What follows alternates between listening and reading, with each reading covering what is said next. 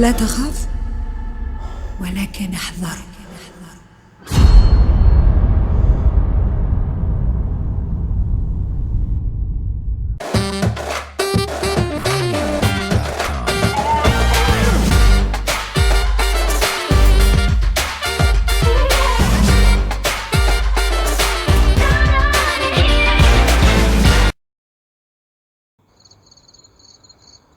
وده كان الرياكشن بتاعي بعد ما خلص فيلم الفيل الازرق 2. احمد مراد يا جماعه، احمد مراد شايفين بيعمل فينا ايه؟ طيب تعالوا نتكلم شويه عن الفيلم. انا كنت داخله تحدي على اساس ان انا هحاول اعرف الخبايا اللي ورا الاحداث، او احاول اتوقع المفاجاه اللي هتحصل في الاخر علشان ابان قدام نفسي هيرو. لو انت بتشوف الفيديو بتاعي دلوقتي ولسه ما شفتش الفيلم ما تقلقش، انا مش هحرق الفيلم. طيب مش انا لوحدي او كتير من الناس كانوا داخلين الفيلم وفاكرين ان نائل هيكون له علاقه بالاحداث، وهي دي التركايه اللي في الموضوع مثلا، يعني هي دي المفاجاه الكبيره اللي هنتفاجئ بيها في الاخر. لكن احمد مراد مش بالسذاجه دي، يعني اكيد ناس كتير هتفكر في حاجه زي كده. الموضوع اكبر من كده بكتير. وانا قاعد بتفرج على الفيلم كان في دماغي كذا سيناريو، كنت بقول واحد من دول اللي هيكون النهايه عليه في الاخر، ولا سيناريو من اللي في دماغي طلع صح. احمد مراد ضحك علينا كلنا. انا ما كنتش اتوقع نهائي ان ده اللي هيحصل في الاخر، لان ده هيزود الموضوع صعوبه. يعني هو احمد مراد قال ان هو اتحدى نفسه في الجزء الثاني عشان يطلع حاجه افضل من الجزء الاولاني، او يكون فيها نسبه غموض اكتر من الجزء الاولاني. الموضوع ده مش سهل. طب لو النهايه كده، واعتقد الاحداث بتمهد لجزء فيه الازرق 3،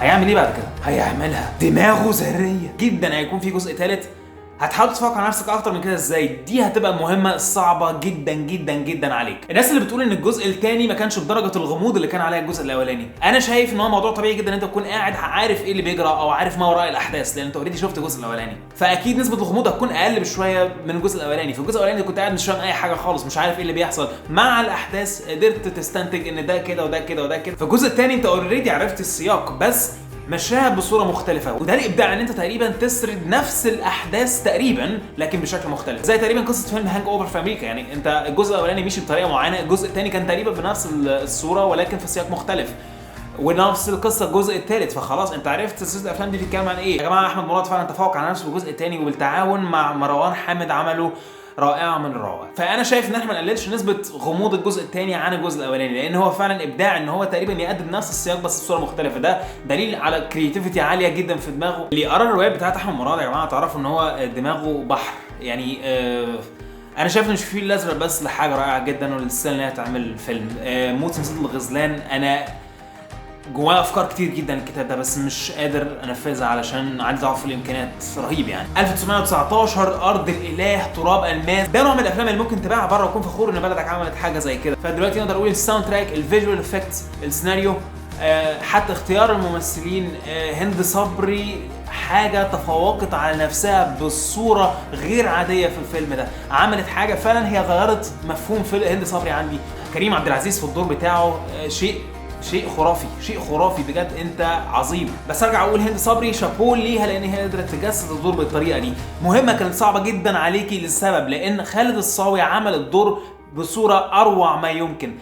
ده كان تحدي ليك انت بصوره شخصيه عشان تقدري تعملي حاجه شبيهه ليه او احسن منه. انا بايدك بصوره بوزيتيف جدا، انت عملتي دور من اروع الادوار اللي عملتيها في حياتك. هنستنى الفيل الازرق 3. انا مش عامل فيديو علشان اقعد اتفلسف زي ناس كتير عايزه بس ان هي تعمل اراء فيها انتقاد وخلاص، علشان انت مش بيرفكت على فكره. اعمل حاجه زي كده بعد كده بقى اتكلم، مش هتقعد كل شويه تقول لا ده 8.5.